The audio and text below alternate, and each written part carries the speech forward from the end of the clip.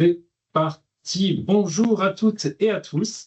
Un grand merci à tous nos intervenants et à vous de nous rejoindre pour cet événement France-Canada complémentarité en bioproduction de biomédicaments dans le cadre de la Journée nationale de la bioproduction de biomédicaments. Alors, je vais avoir le temps, bien sûr, de vous présenter chacun de nos experts tout au long de cette heure que nous allons passer ensemble.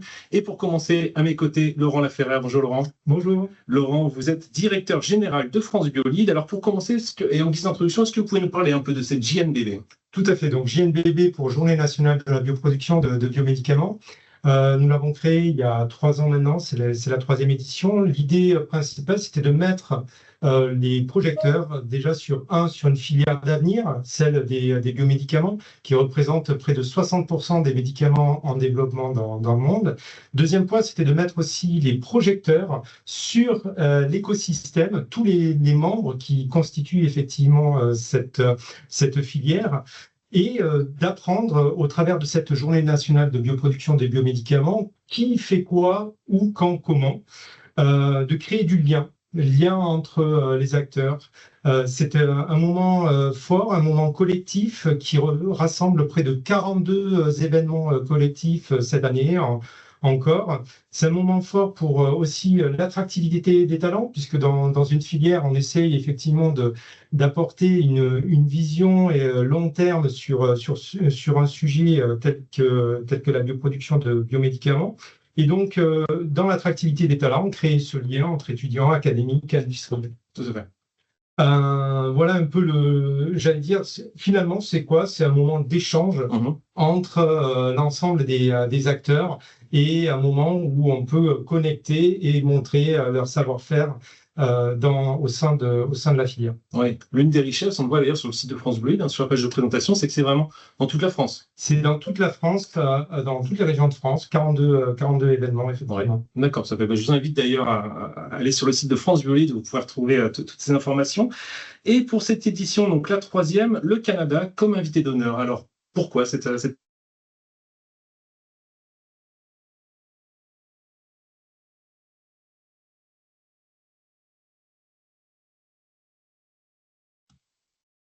Bonjour à tous, il semble qu'il y ait un souci au niveau de la connexion. Je vous demande un petit instant pour que les présentateurs puissent se reconnecter.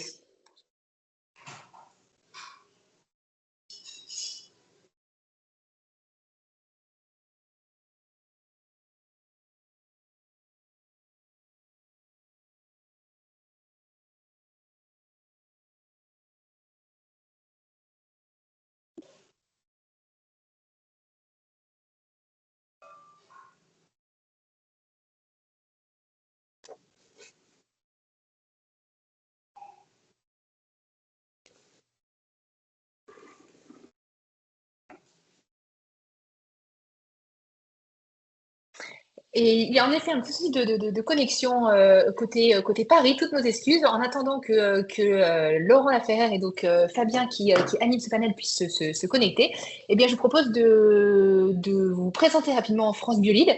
Et encore une fois, dans le cadre de la Journée nationale de la bioproduction de biomédicaments, on est ravis de recevoir le Canada en invité d'honneur. Est-ce que peut-être, Ritu, tu souhaites prendre la parole et pouvoir... et Laurent s'est reconnecté, donc c'est parfait. Excusez-nous. Avec la chaleur, on a eu un petit bug. Il faut savoir qu'il fait très très chaud et on a eu un petit bug. C'est parfait. Mais Ritu allait prendre la parole en attendant, donc c'est parfait, super que ça y est revenu. Merci. Simplement pour revenir en fait en disant qu'il y a 1 an et quelques, on s'est rencontrés effectivement avec des représentants du Canada et comme je le disais, l'idée principale c'est de pouvoir échanger sur des écosystèmes et c'est ce qui a donné lieu finalement à cette invitation à participer à ce panel pour que nous puissions échanger et mieux se connaître entre écosystèmes français et écosystèmes canadiens. Très bien. Et alors justement, Caroline, tu as sûrement présenté Ritu Banerjee, donc, qui est chef par intérim de la préparation aux crises sanitaires Canada, donc le PCSC. Ritu, alors en quelques mots, est-ce que vous pouvez aussi nous présenter un peu cet organisme ? Merci beaucoup. Et je me répéter, comme vous avez déjà dit, c'est très important. C'est une c'est l'occasion opportune pour avoir la collaboration entre France et Canada. C'est ce qu'on voit maintenant. Il y a plusieurs des menaces infectieuses, des menaces de toutes sortes de choses par rapport à notre écosystème. Alors, c'est très important d'avoir des différents amis et d'avoir des relations avec beaucoup de profondeur.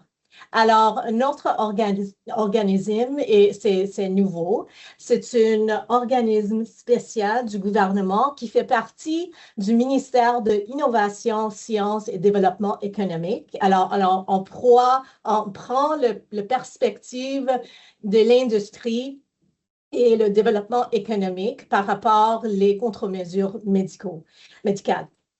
Alors, notre mandat, il y a deux parties. Un, c'est de promouvoir le secteur de sciences de vie et biofabrication. C'est un secteur peut-être plus naissant que le vôtre et d'autres parties du monde. Mais on a beaucoup des innovations, on a beaucoup des chercheurs et des compagnies biotech qui font des choses très, très intéressantes. Mais notre défi, toutefois, c'est de maintenir les grandes sociétés ou de grandes compagnies. Mais on va changer tout ça. On a beaucoup de choses à offrir le monde et la France. La deuxième partie, c'est la préparation contre les différentes crises sanitaires, surtout des crises sanitaires au niveau national. Et on prend un mandat plus large. On a été créé comme une réponse de COVID, mais alors c'est un organisme très, très nouveau. Mais on voit que la sécurité nationale et la souveraineté de santé est très, très important. C'est quelque chose reconnu par notre gouvernement. Et comme on voit notre premier ministre qui a dit, c'est le temps pour d'autres pouvoirs pour prendre leur place, pour faire les différentes collaborations et surtout qu'on a des valeurs et des intérêts en commun, comme le Canada et la France. Alors ça, c'est le moment d'avoir cet échange et de trouver des mesures concrètes avec qui on peut avancer notre relation. Alors, je vais rester là. Je sais qu'il y a beaucoup de mes collègues qui sont ici, qui peuvent élaborer sur différentes parties de notre écosystème.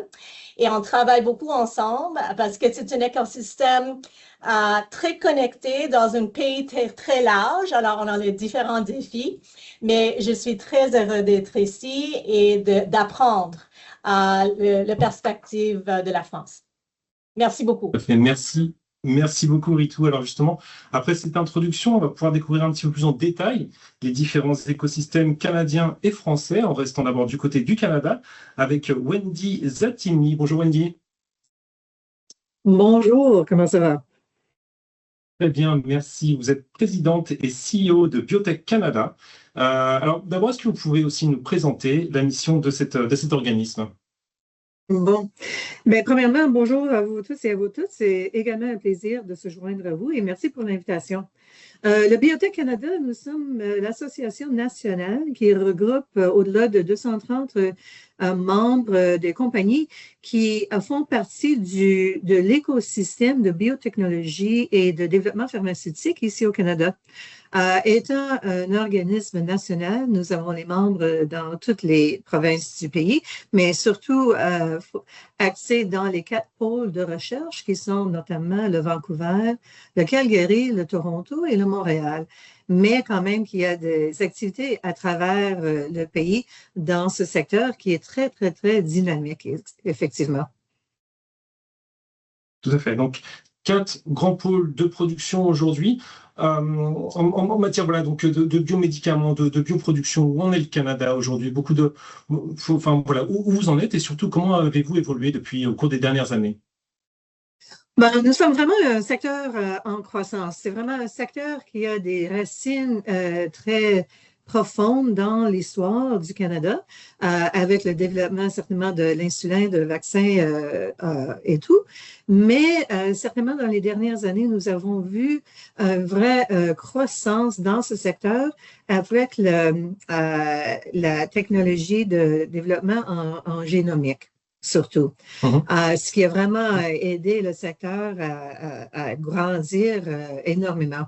Présentement, nous sommes au-delà de 1100 compagnies qui encore vont de petites entreprises, comme on dit, early stage startups, jusqu'à des compagnies à échelle mondiale qui font tout le développement, les essais cliniques jusqu'à la production, biomanufacturing, et également jusqu'à offrir des produits au Canada et aux pays autour du monde.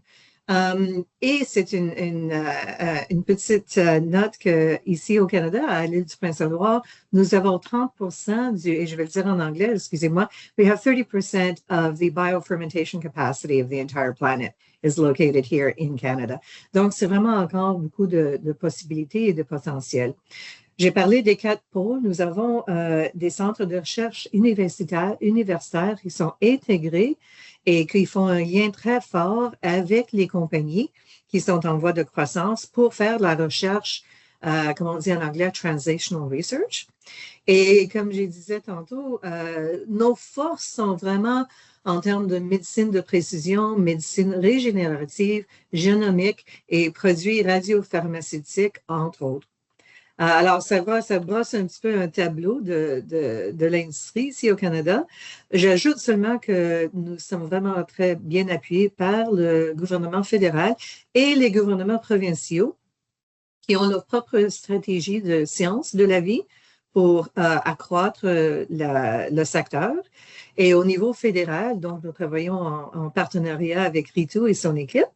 Il y a eu assez de promesses de fonds et de commitments de fonds d'investissement du fédéral pour continuer à soutenir le secteur. Donc, c'est vraiment un secteur, comme je disais, dynamique, intéressant et très ouvert maintenant à avoir d'autres partenaires, tels en France, pour continuer cette croissance.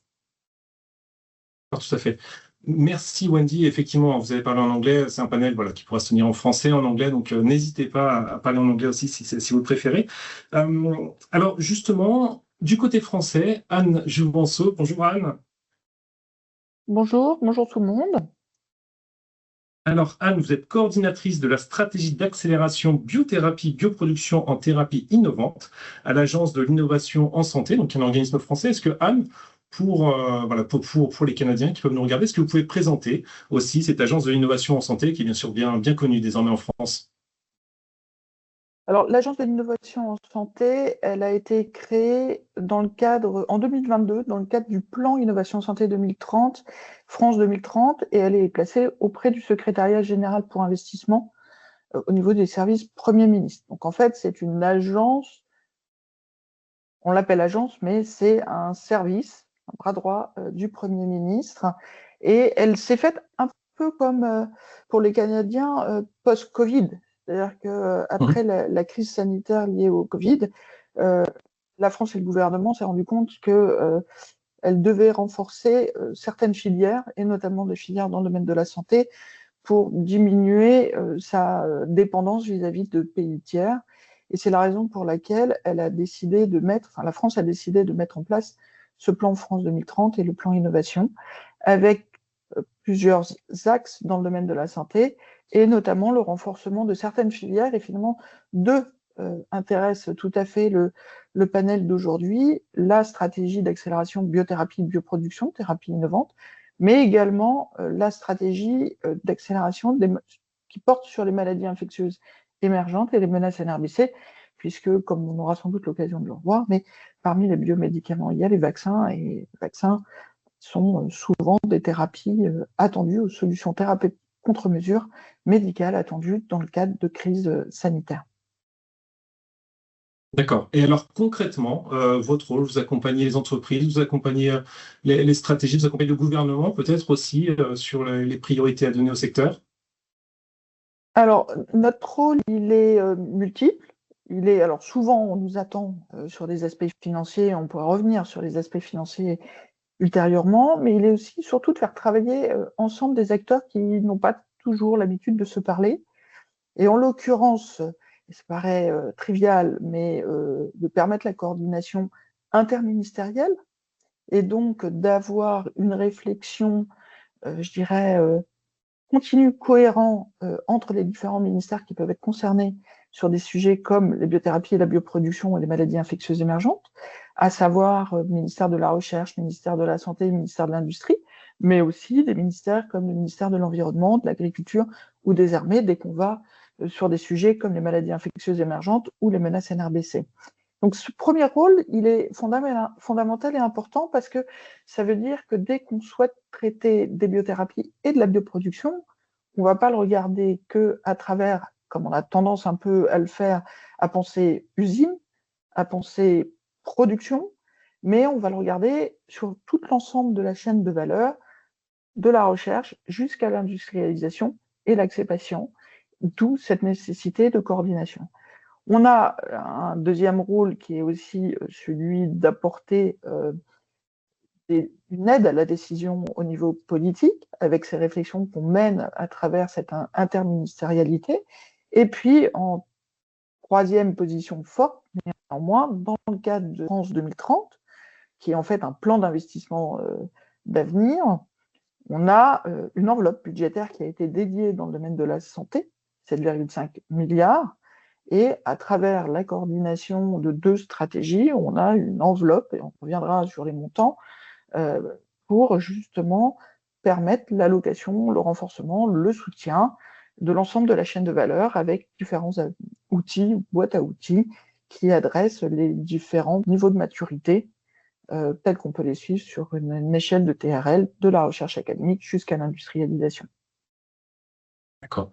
En termes de bilan, est-ce qu'on peut dresser encore aujourd'hui beaucoup, mais alors le bilan, oui, on peut le dresser avec Laurent, peut-être aussi d'ailleurs, puisque Laurent, France Bioli, plus globalement, et généralement, on travaille beaucoup sur cet aspect bilan. Je crois qu'aujourd'hui, et grâce aux efforts qui ont été menés, mais et pas uniquement, on a près de 580 biomédicaments qui sont en cours de développement en France, avec un secteur académique reconnu, pleinement reconnu à l'échelle internationale, porté par des grands instituts de recherche. On a 2 représentants ici du CEA, par exemple, mais il y a aussi l'INSERM, l'Institut Pasteur ou encore le CNRS, un réseau hospitalo-universitaire important et fondamental dès qu'on va aller vers le volet de la recherche clinique, et un tissu relativement dynamique dans le domaine des biotech, PME et industriels. C'est à peu près 250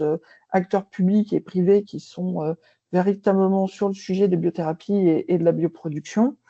Et je pense qu'on est passé en quelques années de la 4e à la 2e place européenne pour le développement des biomédicaments, et à la condition de considérer, et ça c'est toujours un petit jeu franco-français, que l'Angleterre fait partie encore de l'Europe, sinon on peut jouer un petit peu au cocorico en disant qu'on est premier européen. Mais peut-être que Laurent voudra compléter. Je voulais juste rebondir sur ce que tu disais, Anne. Parce qu'on travaille en étroite collaboration effectivement avec Anne. France Bioli étant créé aussi en 2022 et représentant de la filière de la bioproduction de biomédicaments. Une filière donc avec le fait qu'on voit effectivement toute cette transversalité entre, je dirais, la recherche académique, les biotech, les CDMO, les CRO, les grands groupes pharmaceutiques, les équipementiers, etc. Ça représente presque 76 000 emplois en France. Comme tu le disais, Anne, tout à l'heure, on a une très forte traction aussi sur la partie effectivement académique, avec plus de 6 000 brevets aujourd'hui qui sont actifs dans le domaine, avec notamment 2 institutions publiques qui sont dans les 3 premières places effectivement au niveau européen. Donc on voit cette traction, on voit en fait tout le potentiel que l'on peut avoir, et c'est pour ça que tout à l'heure, en amont, je parlais de filière d'avenir, parce qu'elle peut apporter énormément, bien évidemment, sur la partie industrielle, sur la partie technologique, mais à la fin, c'est elle qui va conditionner finalement l'accès aux patients à ces nouvelles thérapies. Et c'est ce qu'on essaie de faire tous les jours, c'est-à-dire accélérer le développement ensemble avec un collectif pour pouvoir amener ces nouvelles thérapies le plus rapidement possible au chevet des patients. Tout à fait. Avant de rentrer un peu plus en détail sur la partie industrielle, Ritu, je voulais vous demander, voilà, peut-être vous avez entendu l'expérience française. Est-ce que vous constatez aussi au Canada cette proximité entre déjà des agences telles que la vôtre et le gouvernement? Vous en avez parlé un petit peu, hein, les gouvernements, voilà, que ce soit le gouvernement canadien, le gouvernement des provinces aussi. Il y a un vrai dialogue qui s'est installé aujourd'hui? Oui, de notre côté, au niveau industriel, on parle, on a pas des ententes, mais des relations bilatérales avec des provinces quand on fait les investissements, parce que c'est dans une province. Mais plus globalement, j'aimerais juste ajouter qu'au niveau des chercheurs, le côté académique, c'est très fort. Et la radiopharmaceutique, c'est un domaine aussi, une priorité pour nous, comme la plateforme de mRNA, le messenger RNA, ça c'est aussi très, très important. Alors, je vois qu'il y a des domaines où on peut collaborer ou faire des échanges ou, comme vous avez déjà dit, mettre nos chercheurs ensemble. Après COVID, on a commencé 5 pôles de recherche. Et je ne sais pas si Trina va parler un peu de ça, mais on a 4 pôles de recherche. On essaie maintenant de trouver une façon d'avoir des spécialisations dans chaque pôle. C'est parmi nos grandes universités, une grande université. On aimerait qu'ils spécialisent, avoir des spécialisations par rapport aux différents domaines. Ça pourrait être différents domaines scientifiques ou aspects de sécurité, santé. Et en plus, la difficulté pour nous, et peut-être c'est quelque chose en France, et peut-être vous êtes plus avancé, c'est c'est le change entre d'avoir la recherche et comment on peut transformer la bonne recherche d'une entreprise, d'être une entreprise et d'agrandir l'entreprise. Ça, c'est toujours une difficulté au Canada. Parce qu'il y a beaucoup, et c'est une autre chose qui est une priorité pour notre ministre maintenant, de trouver une stratégie, une approche pour, comme Wendy a déjà dit et je ne sais pas exactement le mot en français, translational research, de faire la recherche et de mettre d'une perspective commerciale, de créer une société viable commerciale. Ça, c'est la difficulté au niveau de la science de vie où il y a beaucoup de risques, franchement, et il y a beaucoup de faillibilité aussi. Il y a des choses qui marchent, mais il y a aussi plusieurs choses qui ne marchent pas aussi. Alors, comment, au niveau du gouvernement, est-ce qu'on peut essayer et de créer un environnement d'innovation avec la soutenabilité long terme? Ça, c'est je peux dire, notre défi. Oui. Oui, je pense que c'est un défi qui est beaucoup partagé en France. Je suis certain que je pourrais lancer Laurent dessus, qui pourrait nous en parler pendant des heures et des heures. Mais on va passer à la partie industrielle, peut-être en fin de séance. On va avancer un petit peu avec Philippe aussi. D'ailleurs, Philippe, vous pourrez nous en parler aussi de cette difficulté pour les biotech que vous connaissez bien, et également des biotech françaises à remonter en chaîne de valeur, à grandir.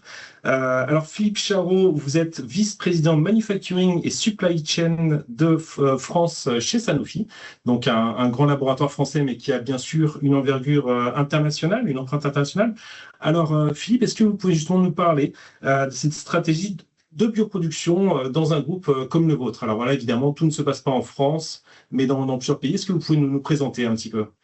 Oui, bonjour à toutes et à tous. D'abord, un grand merci à France Bioli d'organiser un événement franco-canadien, au canadio-français, parce que dans le monde dans lequel nous sommes aujourd'hui, avec des tensions géopolitiques entre les États-Unis, la Chine, l'Europe, qui se retrouve un petit peu prise en étau entre ces deux blocs, ça fait du bien, on va dire, de se retrouver comme ça, tous ensemble autour d'un sujet commun. On sait très bien qu'on n'est pas face à une crise passagère, hein.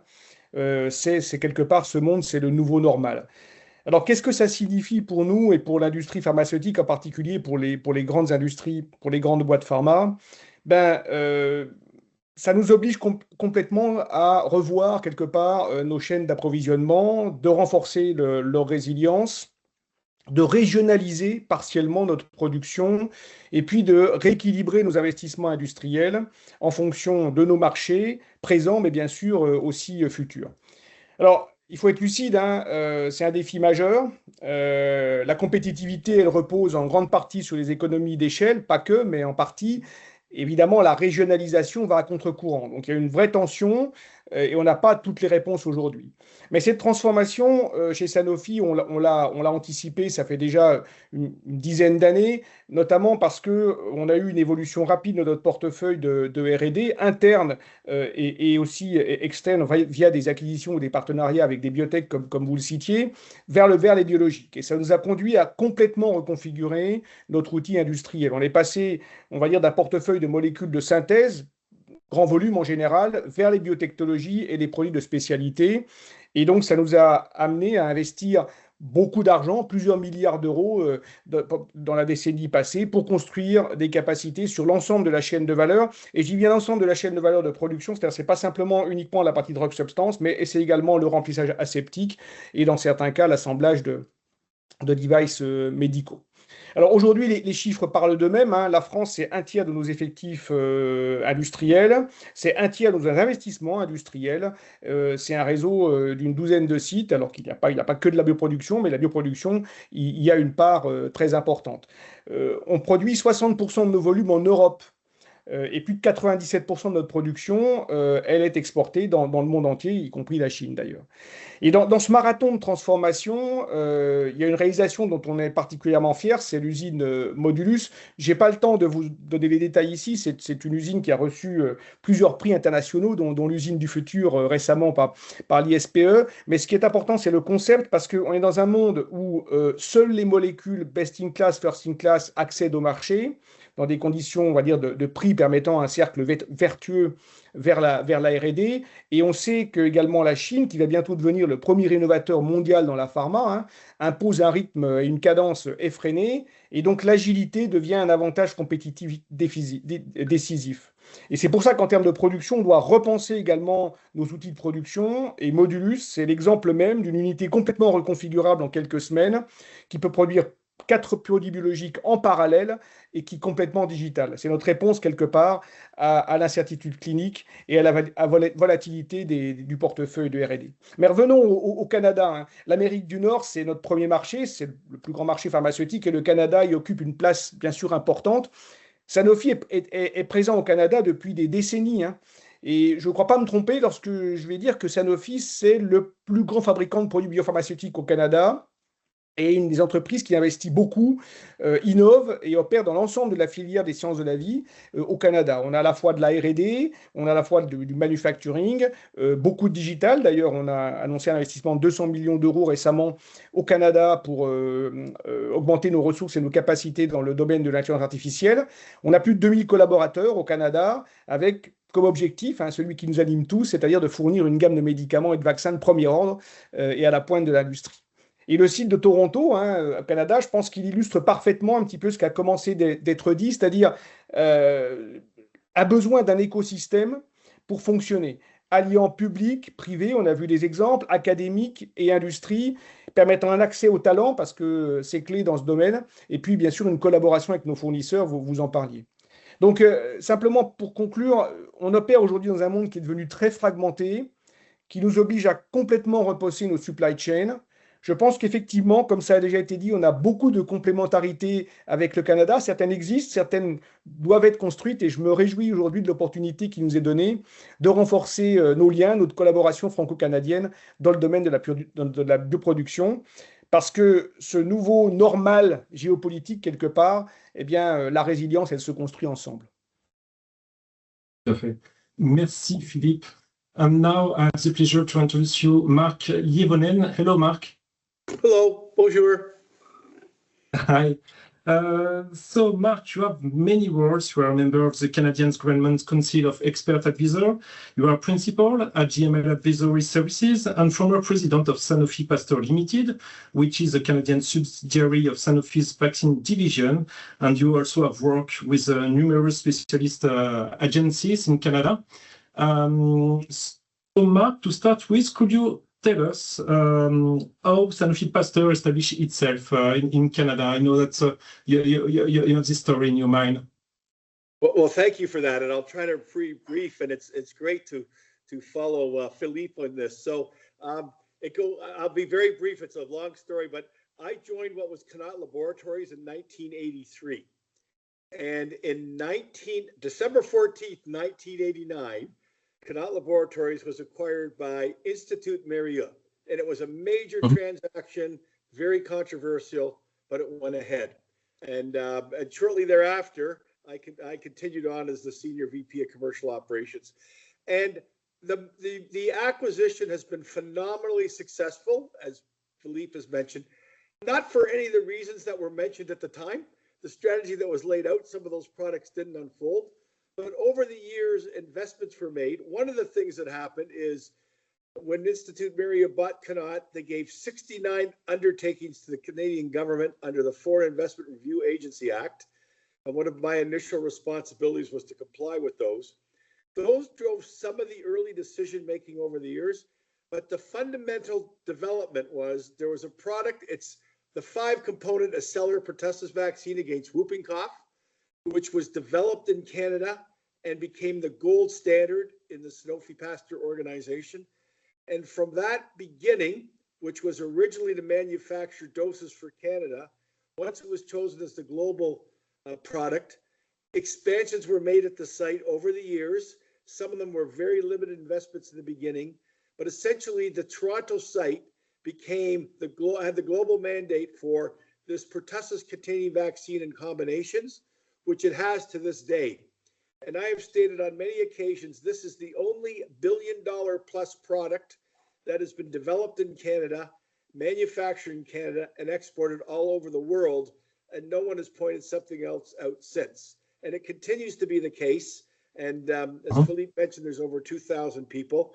Now, along the way, there were 3 acquisitions and 4 name changes, and I managed to stay there for 33 plus years till I retired in December 2016.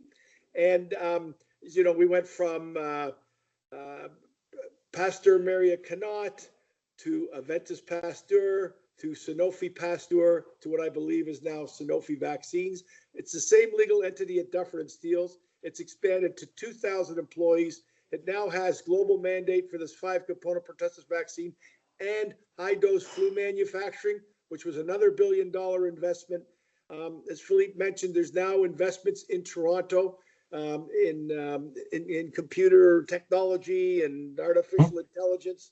And I think that's a credit to what has happened in the Canadian environment by being there, by Sanofi being part of it. And there were ups and downs, but experiencing these investments by the people in Canada successfully commercializing them, it's become a real asset and just an essential example, I think, of great collaboration between France and Canada. And at the risk, this may not sound very humbling, but I'm going to say it anyway because it makes the point. In 2007, I was awarded the Chevalier de National Order de Mérite by the government of France for promoting cooperation in the essential field of biotechnology between France and Canada. And that was in 2007, and it's only grown significantly since. It's indeed a really great story. Mark, could you also tell us a bit more about Canada's attractiveness from your perspective as industry leaders, and maybe about also what's missing today to get more investment in bioproduction? Yeah, great. Thank you. And by the way, I meant to say I really appreciate being part of this panel. I think it's very timely, and I'll elaborate a bit. So we now are hearing about middle powers. We're now middle powers, France and Canada and others, and the opportunity to collaborate. It is very clear that the U.S. is ceding its leadership position in research and development. I think it's very unfortunate. I actually think it's true. And so as that decline occurs, there's opportunities for the rest of us. So there's never been a time like now for countries like France and Canada and other European countries and Asian countries to work together. And Canada, because of our size and France's size, we have all the natural essential ingredients. We have scale, we have capability, we have world-class research and development institutions, world-class universities, a world-class regulatory system, which is extremely important because that it's respected around the world, and decisions made in Canada and in France are appreciated elsewhere. Since the onset of COVID, as Ritu explained, significant investments have been made by the Government of Canada. First of all, in the formulation of HERC, Health Emergency Readiness Canada, investments in biomanufacturing, such as the Biologics Manufacturing Center and VITO, which we'll hear from in a minute. The creation of pandemic research hubs at led by five major universities and research institutions in Canada. We have the natural hubs, primarily of Montreal, Toronto, and Vancouver, with their own specialties. All the ingredients are there. What we lack, and what we continue to work on, is translating our great research, development, discoveries into commercial companies and to commercialize them. And it's something I've been wrestling with that question for over 30 years. It continues to be the case. So if we could collaborate with other countries to make that real, that becomes a very beneficial thing. And so the opportunities are there. We need action. We need to achieve results. And I'm a big believer in success begets success. That's how we drove the Sanofi Pasteur Canada story. Little accomplishments along the way paved the way for bigger accomplishments. So I think it is a great opportunity. We are facing a world like we've never seen before. It's unexplainable to me. I used to think I was pretty good at predicting where things will go. I'm terrible at it now. But it's a great opportunity. And this panel is an important point in bringing some of this together. Yeah, well said, Mark. I think you're perfectly right. What is happening around us is also an opportunity to reinforce and collaborate more between us. Fully agree. Indeed. Thank you very much. And now, après cette vision industrielle, nous allons pouvoir revenir un peu plus en amont sur cette recherche, sur la qualité aussi de la recherche académique, qu'elle soit canadienne ou française. D'abord avec le docteur Trina Racine. Bonjour Trina. Bonjour. Trina, vous êtes directrice du développement des vaccins à la Vaccine and Infectious Disease Organization, VIDO. Alors d'abord, est-ce que vous pouvez nous présenter cette organisation et son rôle? Oui, absolument. Et merci à tous et vous pour m'avoir ici aujourd'hui. Oui, VIDO est un centre de recherche affilié à l'Université de Saskatchewan. Nous exploitons la plus grande infrastructure de confinement de haute sécurité du Canada et une usine de fabrication de produits biologiques internes conformes au BPF. Nous appelons l'usine de fabrication le Centre de développement des vaccins ou CDV. L'un de nos rôles au Canada est d'aider les universitaires et les entreprises à développer et à tester des vaccins et des traitements. Notre groupe de développement de procédés non réglementaires et de faire passer un procédé de fabrication à l'échelle de la recherche, à l'échelle du laboratoire et réaliser le développement des méthodes analytiques. Le travail effectué par le groupe de développement de procédés non réglementaires est mené de manière à être facilement transposable au CDV pour un développement et une mise à l'échelle utilière du procédé. Le matériel produit dans le CDV peut ensuite être utilisé dans les essais cliniques de phase 1 et 2. Les procédés et les méthodes analytiques développées au sein du CDV peuvent ensuite être transférés technologiquement à des grandes entreprises pharmaceutiques pour un développement utilier et une éventuelle licensure. Oui, merci.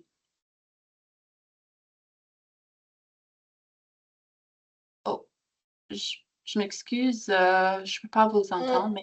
On n'entend pas Laurent Fabien. Ouais. Oui, alors ça a l'air de revenir, excusez-nous. Oui, c'est bon, vous m'entendez bien? Oui, merci. Oui, alors on est reparti. Donc, comme je le disais, Trina, Cette réponse que vous nous avez expliquée correspond un petit peu au défi que la plupart des intervenants ont souligné, de cette difficulté à faire passer les projets académiques aux projets industriels. Vous êtes vraiment, dès les premières phases de recherche, voilà, vous réfléchissez déjà.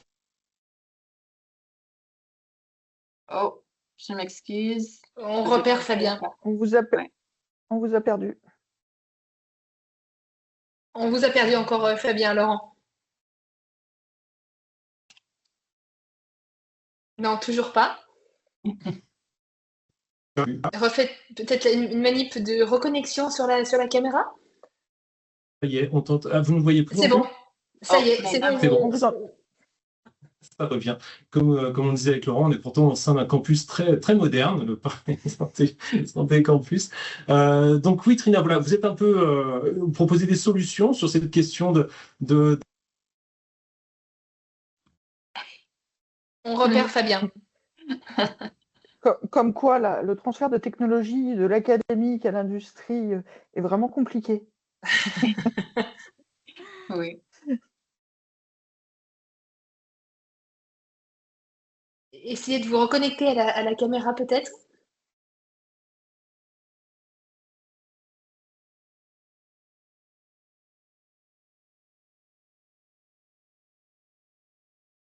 Non.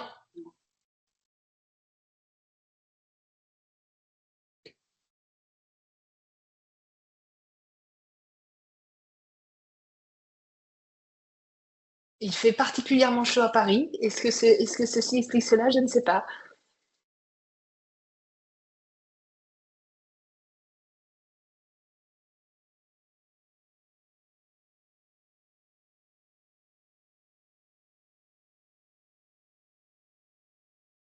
Ouais, ils vont se reconnecter. Toutes les excuses pour le petit couac.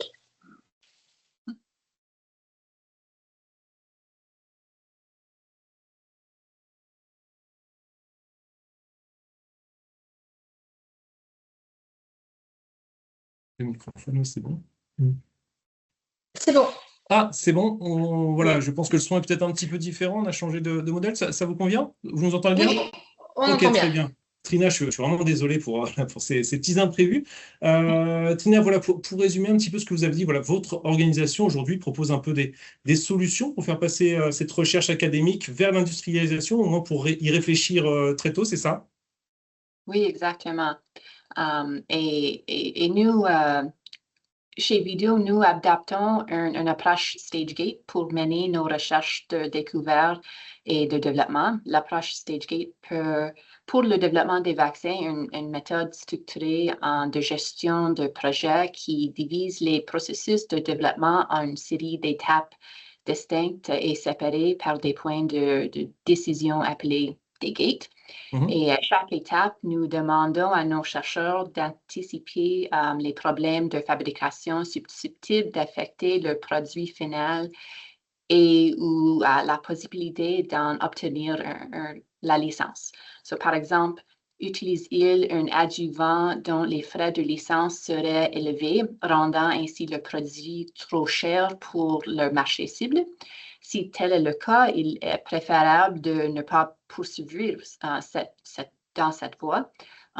Il convient de trouver un autre adjuvant pour mener les études précliniques et de développer le vaccin. Alors, l'objectif du processus StageGate est de contribuer au développement de produits de manière plus rentable et plus rapide. D'accord, très bien. Merci beaucoup, Trina. Alors maintenant, de retour en France avec Nadège Nief. Bonjour Nadège. Bonjour à tous. Nadège, vous êtes directrice adjointe de la division microtechnologie pour la biologie et la santé au CEA Leti. Alors pour commencer, voilà, comme même question un peu qu'à tout le monde, est-ce que vous pouvez nous présenter un petit peu cet organisme d'abord? Alors très rapidement, donc le CEA en fait partie donc des académiques dont Anne parlait tout à l'heure, donc de la filière française, donc notamment de la bioproduction, donc avec nos collègues de l'INSERM, du CNRS, de Pasteur, et j'en parle. Donc le CEA et le CEA Leti, donc nous on est un acteur de développement de recherche technologique et on travaille sur différents projets dans le domaine de la bioproduction. Et je vais vous en citer quelques-uns peut-être pour fait. illustrer en fait le renfort qu'on a eu, l'aide qu'on a eue au niveau de l'État pour accélérer donc depuis cette crise Covid, et aussi pour illustrer donc la dynamique de collaboration académique, industrielle qu'on a mise en place dans certains projets et qui aboutit donc de la création de valeur et du renfort de compétitivité donc, pour notre industrie, donc notamment notre industrie française. Donc moi, je vais l'aborder vraiment avec le volet technologique, et puis je laisserai mon collègue tout à l'heure parler un petit peu plus des programmes plus exploratoires, notamment du PEPR. Donc sur le volet technologique, donc nous on travaille sur différents projets. Le plus emblématique et d'actualité, c'est le projet Calypso, donc qui a été lancé donc en 2021 avec différents acteurs, donc des académiques et des acteurs privés. Donc côté académique, il y avait donc nous-mêmes côté CEA, Centrale Supélec, et des acteurs privés de différentes tailles. Donc on retrouvait Sanofi qui était porteur de ce projet et grand frère donc du projet, et aussi donc des PME, donc ipso facto notamment, et des plus grands groupes tels que Capgemini. Donc l'objectif de ce projet, c'était d'intégrer donc de l'intelligence par des nouveaux capteurs et par de l'intelligence artificielle et de la simulation dans les bioprocédés. Donc là, le projet touche à sa fin, et on a réussi donc en 5 ans à développer donc toute une filière de capteurs pour optimiser donc les phases d'upstream, donc de croissance cellulaire pour des produits, pour des modèles en type CHO et coli, qu'on a développé donc des capteurs miniaturisés intégrés pour optimiser le suivi en temps réel, optimiser les rendements, donc fournir derrière, contribuer à l'augmentation de la compétitivité donc, et à l'augmentation donc, des rendements de ces phases-là. On a développé aussi une nouvelle génération de capteurs pour la phase de purification, donc de downstream, pour aller chercher en temps réel des impuretés et des contaminants. Et ce qui est intéressant, donc, c'est dans ce projet, ça aboutit à la création donc, d'une start-up française, d'un équipementier qui va donc industrialiser et vendre, donc qui va industrialiser en France, qui va se développer en France pour vendre ses capteurs, évidemment à des end-users tels que Sanofi, qui est en train de le tester, qui va le déployer sur ses sites, mais aussi à d'autres acteurs de la pharma. Donc ça, c'est pour le volet capteur. On a aussi eu des développements donc, d'outils de simulation, d'intelligence artificielle avec les différents partenaires. Donc là, c'est vraiment un projet emblématique en termes de renforcement donc, de la compétitivité donc, de notre filière. Un autre projet qu'on peut citer aussi sur le domaine des ARN messagers, parce que vous en parliez tout à l'heure, alors dans le domaine de la santé vétérinaire, cette fois qu'il ne faut pas oublier, surtout dans ce type de thématique, on avait donc financé donc, notamment par France 2030 et en collaboration avec l'industriel Ceva, qui est un des leaders mondiaux de l'industrie pharmaceutique vétérinaire.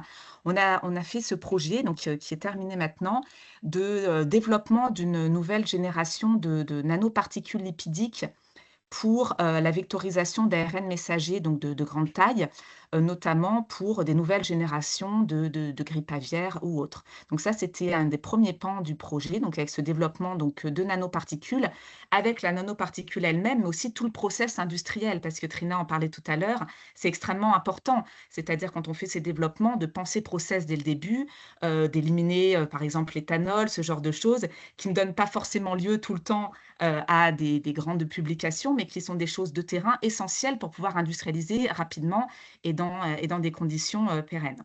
Donc ça, c'était le premier volet de ce projet. Le deuxième volet, c'était au niveau de l'industriel, donc Ceva en l'occurrence, de pouvoir renforcer la compétitivité, d'étendre ces sites en France et quelque part de rapatrier une partie de ces activités sur notre territoire. Un autre projet qu'on peut citer aussi, donc toujours financé par France 2030, c'était donc le projet Selfie, donc avec là encore Sanofi, mais aussi Servier, pour tout ce qui était optimisation donc de la phase d'upstream par le suivi de la viabilité en ligne des cellules, pareil, dans différents types de modèles cellulaires.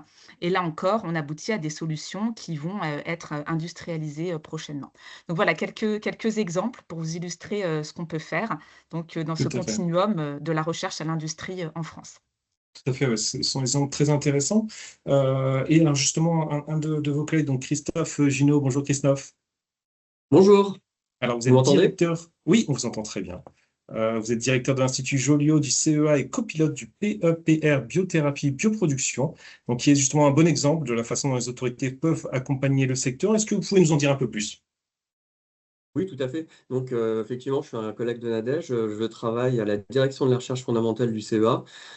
Et donc, le CEA copilote avec l'INSERM ce programme hein, qui s'inscrit dans la stratégie d'accélération en biothérapie production de thérapie innovante qui est pilotée par l'Agence Innovation Santé et dont a parlé Anne tout à l'heure. Donc c'est un programme qui a été lancé en 2023, qui bénéficie d'un financement de 80 millions d'euros sur 7 ans. Et donc son objectif, c'est de positionner la France parmi les leaders internationaux, à la fois sur le plan scientifique, mais aussi technologique et industriel. Et donc ce programme, il s'adresse vraiment, il permet en fait de faire le passage de la recherche à l'innovation. Il s'adresse à des niveaux de TRL, on va dire, de 2 à 5, on va dire. Et il a donc vraiment pour objectif de structurer et de renforcer l'écosystème national des biothérapies, avec la particularité que on pense systématiquement les nouvelles biothérapies avec leur mode de bioproduction. C'est vraiment très très important, et un des aspects forts, c'est vraiment de renforcer la visibilité de la recherche en bioproduction, en particulier dans l'écosystème français. Donc voilà, c'est un programme donc, dans lequel on a lancé des appels à projets. Donc on a lancé 2 appels à projets sur les 2 dernières années. Donc on va circuler maintenant, dès que ce sera signé, avec à peu près 23 projets. Qui ont trait à tout ce qui est thérapie cellulaire, thérapie génique, thérapie tissulaire, bioingénierie, vésicule extracellulaire. Voilà. Et donc, on s'étend aussi à des approches telles que la phagothérapie, les thérapies à base de microbiote. Et récemment, donc, on a lancé un appel à projet qui permet d'amener des disciplines qui étaient encore peu présentes dans notre écosystème, comme la chimie, la science des données, l'ingénierie, les sciences humaines et sociales, dans cet écosystème lié aux biothérapies. Voilà. Donc, on commence à vraiment rentrer dans la phase d'implémentation après le lancement de tous ces projets. Donc, on a déjà une bonne vingtaine d'articles scientifiques qui ont été publiés, une petite dizaine de brevets, création de 2 startups. Et donc là, maintenant, notre objectif sur la deuxième partie, on va dire, de ce projet, ça va être vraiment de travailler sur l'ouverture à l'international, renforcer l'interdisciplinaire à l'Europe, mais aussi vers des pays tels que le Canada. Pour ça, donc on a mis en place des actions de mobilité, de participation à des congrès internationaux, des bourses, et donc on espère que tout ça va continuer à se développer dans le contexte aussi de France Biolide, puisque cette filière, en fait, elle est animée vraiment dans le contexte de France Biolide, et donc on y contribue à ce titre. Tout à fait. Merci Christophe. Alors effectivement, vous l'avez dit avec Nadège notamment, donc vous avez souligné l'importance des coopérations, que ce soit entre les grands groupes, les startups, les académiques, et même aussi des domaines qui sont un petit peu parallèles, comme les sciences sociales à la bioproduction. Wendy, je voulais savoir un petit peu du côté du Canada, si vous voyez aussi, si vous construisez ce genre de coopération. C'est peut-être aussi quelques exemples à nous citer. Oh mon Dieu. En termes d'exemples, c'est effectivement, Sanofi, c'est un des exemples les meilleurs de ce que nous essayons de faire autour. Et c'est vraiment, comme j'avais dit tantôt, c'est voir est-ce que nous avons où on peut acheminer ou faire je vais dire en anglais, forgive me, but we work on a continuum. And to find a way to help that continuum roll as smoothly as possible so that we can make the leap from lab bench into office and bedside, and then have that translational research actually allow small companies to grow and scale, do their clinical work and achieve sufficient scale and capacity to remain, from our perspective, in Canada and become an anchor company. That's that continuum that we're all trying to work towards. And I think, again, Sanofi is an amazing example of a company that is rooted in Canadian research and technology, but that has managed to grow and has remained in Canada. Again, the campus in Northern Toronto is quite spectacular.